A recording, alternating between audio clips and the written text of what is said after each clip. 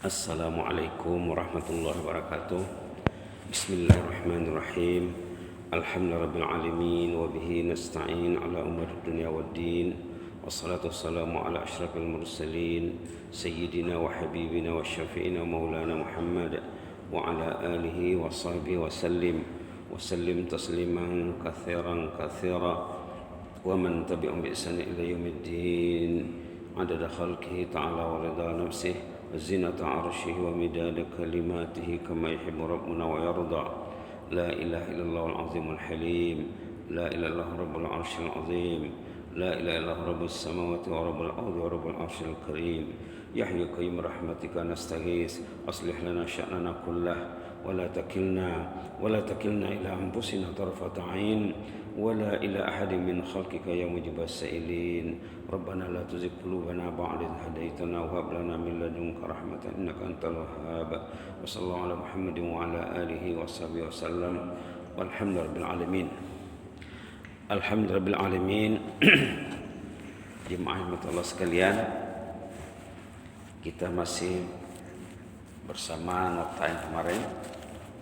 Mungkin mau 2-3 pertemuan lagi ya. Kisah orang saleh yang unik.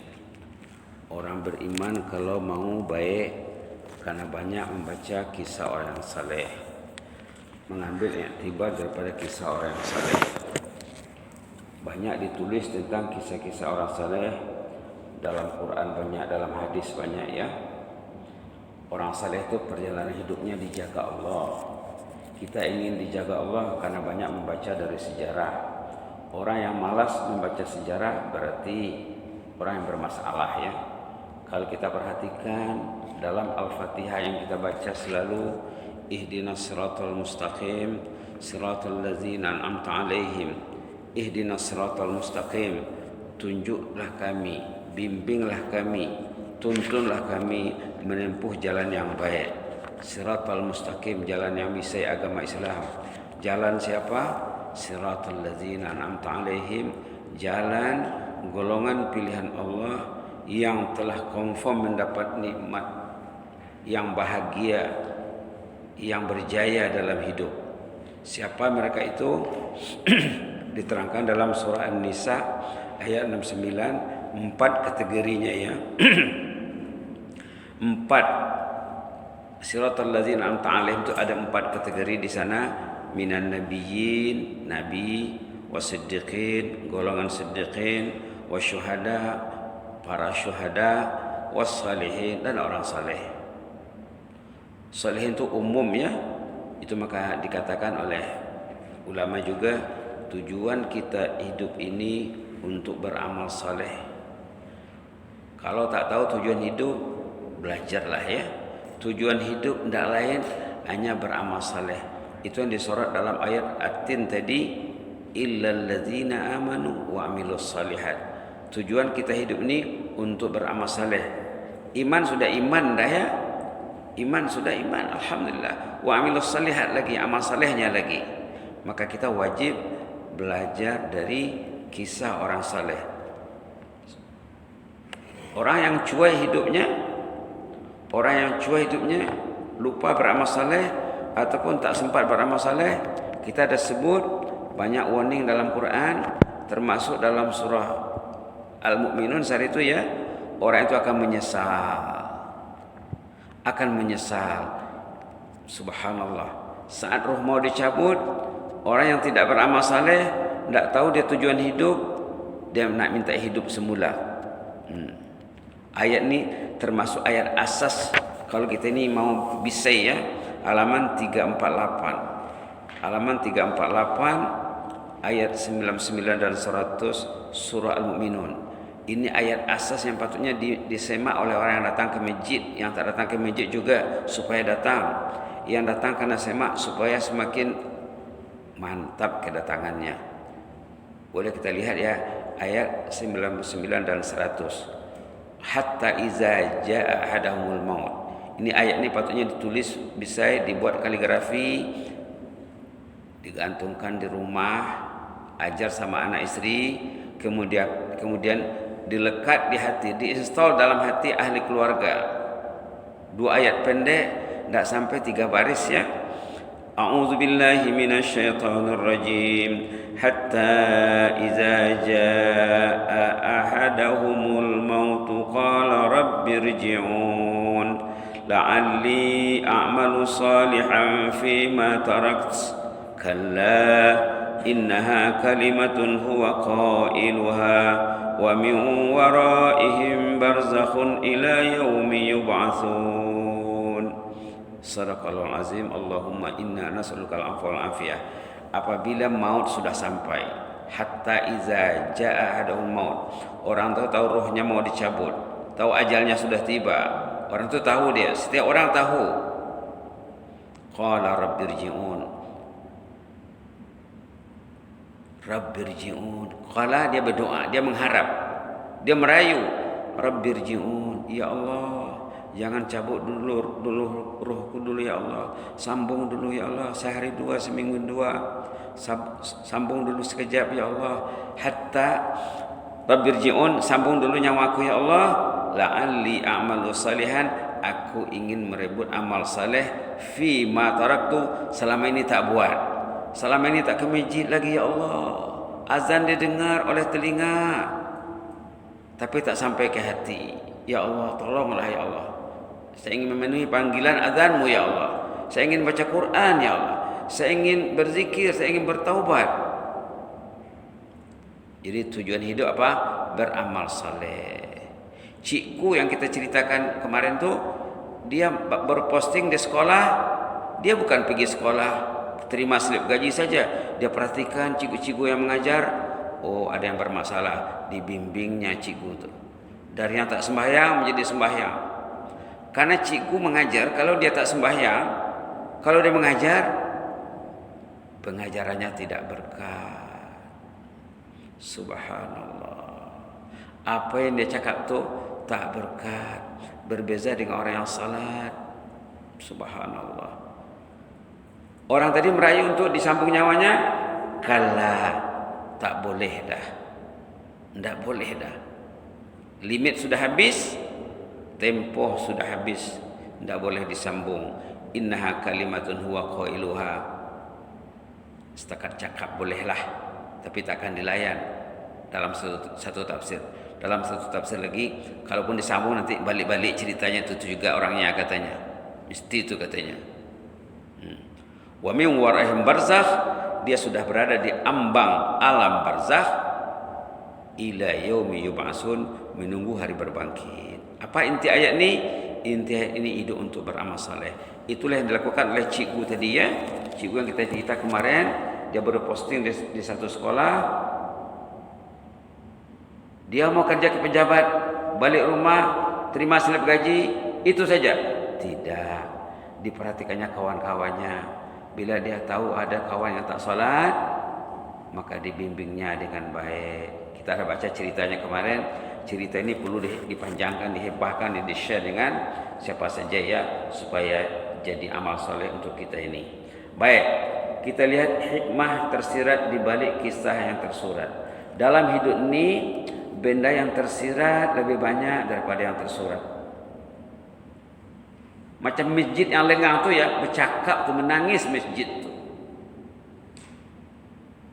Ada dulu seorang profesor di Unisa menulis tentang dialog antara masjid dengan pusat-pusat beli belah. Subhanallah.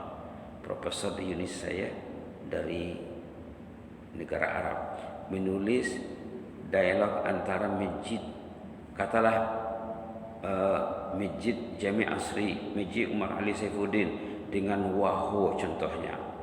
Bercakap katanya. Subhanallah, kata Wahhu kepada masjid, kau anggap kau tu hebat sangatlah, rumah suci, rumah Allah, tapi mana yang ramai pengunjungmu dengan pengunjungku katanya. Itu maknanya bahasa tersirat. Quran yang ada di masjid ini bercakap, wahai pengunjung masjid, adakah kau pegang aku, katanya Quran tu. Quran yang di rumah bercakap ni bahasa tersirat. Bahasa tersirat. Quran tu bercakap, Haji, pintu kubur sudah dekat. Bila nak pegang saya lagi? Haji masih pegang yang lain-lain. Yang akan menyusahkan haji dalam kubur, itu yang haji pegang. Kata Quran dalam bahasa tersirat. Orang beriman harus mampu melihat yang tersirat di balik yang tersurat. Nah, ini dia. Hikmah tersirat di balik yang tersurat. Itu contoh saja tadi ya. Hikmah tersirat di balik kisah yang tersurat. Macam mana yang kita boleh baca yang tersirat? Rajinlah membaca yang tersurat. Baca 2 kali, 3 kali, 4 kali. Nanti akan berjumpa hikmat yang tersirat. Dalam hidup ini banyak yang tersirat di balik yang dibandingkan dengan yang tersurat. Nomor 1, salat dan masjid asas utama perubahan. Salat dan masjid asas utama perubahan. Orang tadi berubah karena salat, berubah karena masjid. Jadi kalau ingin berubah, ingin meningkat, tingkatkanlah salat, tingkatkanlah kefahaman tentang masjid. Jangan lupa baca doa masuk masjid, doa keluar masjid, doa beriktikaf, supaya nilai duduk ke masjid tadi meningkat. Kadang-kadang setan iblis ni dilagaunya orang ke masjid, diundangnya orang ke masjid, tapi tak baca doa masuk masjid. Sama dengan masuk tempat lain. Tak sama, ini tempat suci, tempat rahmat. Paling kurang bacalah Allahumma inni as'aluka abwaaba rahmatik. Nanti kita boleh sorot tentang doa-doa masuk masjid ya. Paling kurang kalau tak baca doa waktu masuk masjid, bila dah ya sembahyang sunat, tahiyatul masjid ataupun qabliyah, bacalah Allahumma ighfir li dzunubi waftah li abwaaba rahmatik.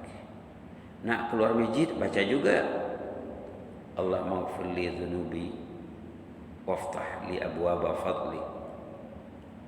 Ataupun doa yang sama. Baik, salat dan masjid asas utama perubahan. Jadi kita kena semak solat kita, karena semak cinta masjid.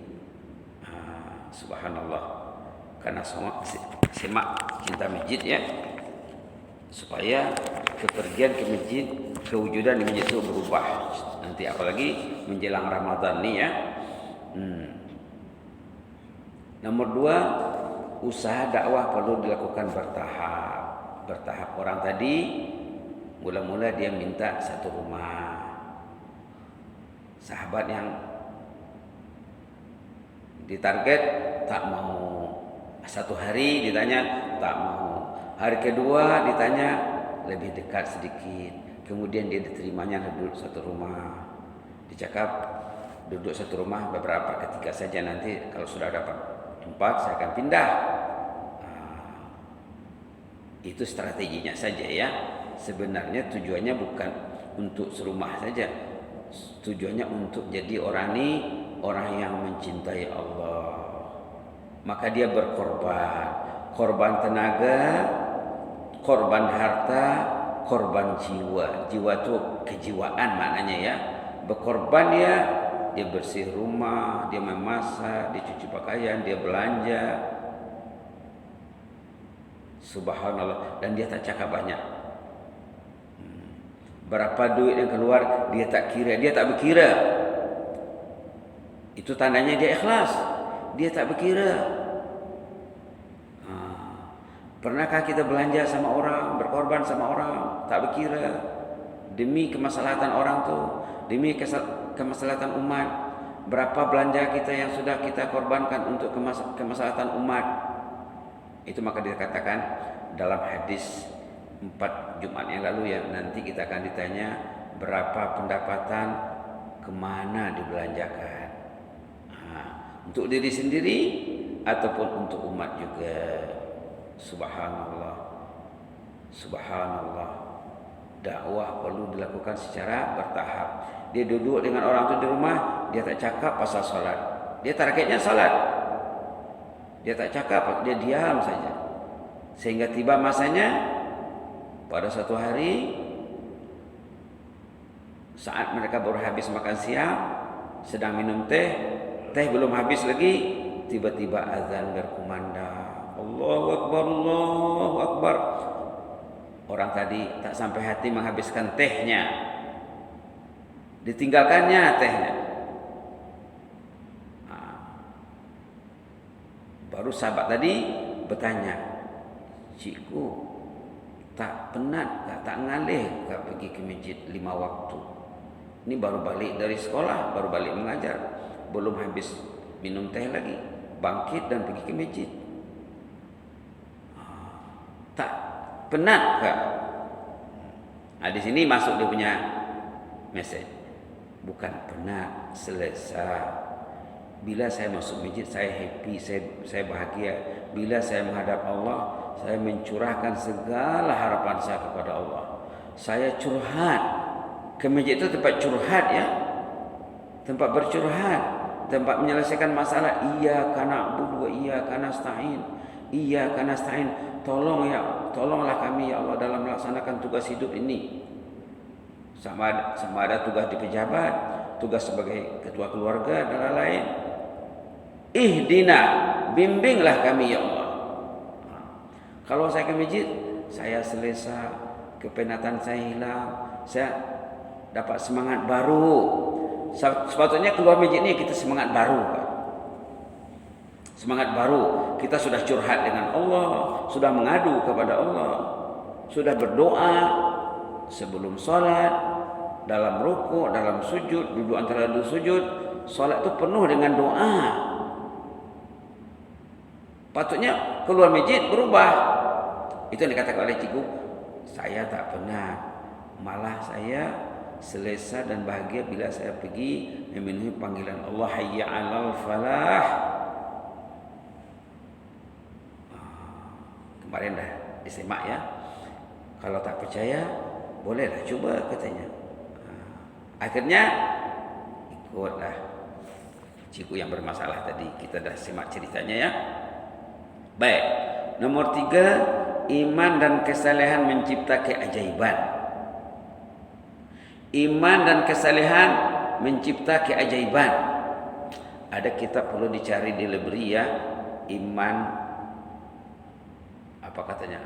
Pengarangnya Profesor Dr. Yusuf Qaradawi, hafizahullah. Al-Iman wal Hayah, iman dan kehidupan.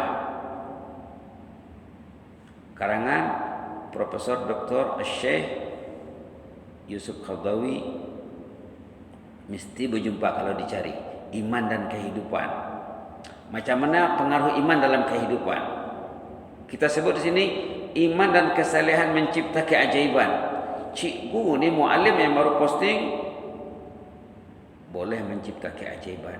Dilahirkannya orang yang tak sembahyang jadi orang sembahyang. Orang yang tak taat jadi orang taat. Orang yang biasa jadi pendakwah yang berjaya. Berjaya mengislamkan ramai orang non muslim di luar negeri lagi. Dia berangkat ke luar negeri. Iman dan kesalehan mencipta keajaiban. Mesti ada yang ajaib. Kalau dia mukmin saleh, dia mesti mencipta yang ajaib. Subhanallah. Subhanallah. Saya teringat kisah orang saleh. Tak tahulah pernah saya sampaikan di sini atau tidak. Terjadi di Kuala Lumpur ni ya. Kuala Lumpur ada seorang penuntut Malaysia ingin belajar di negeri Arab. Dia cita-citanya ingin belajar ke negeri Arab. Dia tak ada duit, dia tak cukup bekal, semangatnya tinggi. Lalu dia dengar ada pemimpin negara Arab yang dia target tu, ada pemimpin negara datang ke Malaysia. Dia berusaha nak menjumpanya di mana dia menginap. Jumpalah dengan pemimpin negara tadi. Ini bukan setakat cerita, orang yang berkenaan jumpa saya, dia cerita sama saya. Pendeknya sekarang dia sudah berjumpa dengan pemimpin negara, utusan negara dalam lawatan resmi. Dia agak ke sana, dia jumpa di hotel. Tuan katanya, saya tertarik ingin belajar di negara Tuan. Saya dengar pengajian di sana bagus sekali. Macam mana caranya ya? Apa yang perlu saya lakukan? Apa kata pemimpin tadi? Tidak susah katanya. Kamu balik rumah, masukkan pakaian dalam beg. Besok ikut saya naik kapal terbang saya ke sana.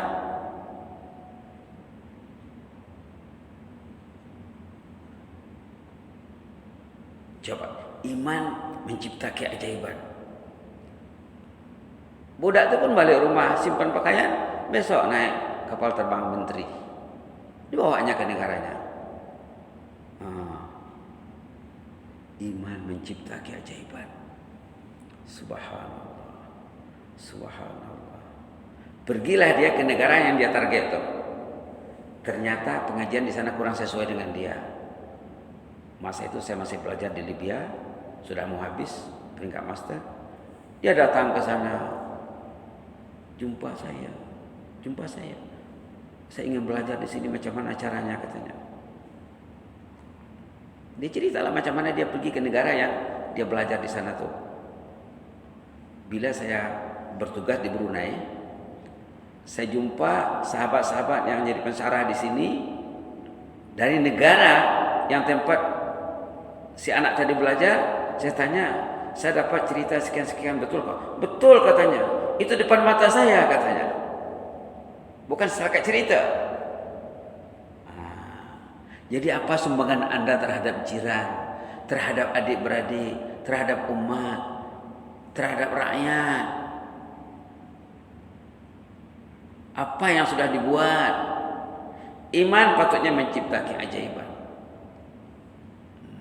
Jamak sama ada secara perkataan, perbuatan, pengorbanan, idea dan lain-lain. Orang ini dari cikgu yang disingkir oleh sahabat-sahabatnya di sekolah menjadi insan yang cemerlang. Iman mencipta keajaiban. Itulah yang tersirat di balik yang tersurat. Baik, nomor 4. Kebaikan dapat melunakkan yang keras. Dari hati yang keras, yang degil ya. Dari hati yang keras, yang degil, akhirnya bila disemai kebaikan demi kebaikan, bila ditabur jasa yang baik, akhirnya hati yang keras jadi lunak. Subhanallah, subhanallah. Kalau kita lihat ayat Qur'annya, mungkin besok sempat dilihat ya, banyak ayat Qur'an yang menyokong benda ini. Menyokong benda ini. Mungkin pagi ini tak sempat ya. Kita lihat 4 poin saja di sini dulu. Yang jelas peranan salat, peranan masjid, usaha dakwah, iman dan kesalehan, dan kaedah melunakkan hati yang keras. Dengan apa? Dengan menabur amal yang baik, dengan menyemai kebaikan yang yang berkesan ya secara bertahap. Orang tadi dia duduk serumah, dia belanja, dia masak, dia menyapu rumah, dia cuci pakaian, dia tak ada komplain, tak ada masalah, penting dia menabur kebaikan, akhirnya lembutlah hati orang itu. Begitulah ya. Jadi di rumah kita akan lihat apa masalah di rumah kita. Anak tak baca Quran kah? Istri tak baca Quran kah? Ataupun ayah sendiri tak baca Quran? Itu rumah tangga yang bermasalah. Kalau jauh dari Al-Quran, carilah pendekatan yang baik. Atau hati jauh dari masjid kah? Hati liar bila duduk di masjid, pandai-pandailah mencarinya. Konsultasilah dengan ahli ilmu, tukar fikiran, bercurhatlah ya, ataupun bertadaruk, berdoalah kepada Allah. Ya Allah, macam mana lah saya ini ketua keluarga, ya Allah. Hati ahli keluarga saya jauh dari masjid, hati ahli keluarga saya jauh dari Al-Quran, ya Allah. Yang dipikirnya kebendaan saja, ya Allah. Yang dipikirnya duit, kerja, makan, minum, pakaian, perhiasan, itu saja, ya Allah. Yang dipikirnya benda yang akan tinggal, benda yang akan dibawa tak dipikir, ya Allah. Susahlah kami ini. Bercurhatlah kepada Allah, konsultasilah dengan ahli ilmu, banyaklah membaca kisah orang yang saleh. Banyakkan baca kisah orang saleh. Mudah-mudahan Allah memilih kita ni ya. Amin rabbal alamin. Allahumma zidna wa la tanqusna wa akrimna wa la tuhinna wa a'tina wa la tahrimna wa athirna wa la tu'sir alaina wa adina wa ardana ya karim. Na'udzu biridhaka min sakhatik نعوذ برضاك من سخطك وبمعافاتك من عقوبتك ونعوذ بك منك لا نحصي ثناء عليك أنت كما أثنيت على نفسك يا حي يا قيوم برحمتك نستغيث أصلح لنا شأننا كله ولا تكلنا إلى أنفسنا طرفة عين اللهم اكتب لنا كل الخير بيدك الخير إنك على كل شيء قدير اللهم حبب إلينا الإيمان وزينه في قلوبنا وكره إلينا الكفر والفسوق والعصيان واجعلنا من الراشدين واحفظنا من كل سوء واحفظنا من كل مكروه واحفظنا واحفظ سلطاننا واحفظ شعب بروناي واحفظ الشعوب الإسلامية يا مجيب السائلين فالله خير حافظا وهو أرحم الراحمين فالله خير حافظا وهو أرحم الراحمين فالله خير حافظا وهو أرحم الراحمين وصلى الله على محمد وعلى آله وصحبه وسلم الحمد لله رب العالمين تقبل الله منا منكم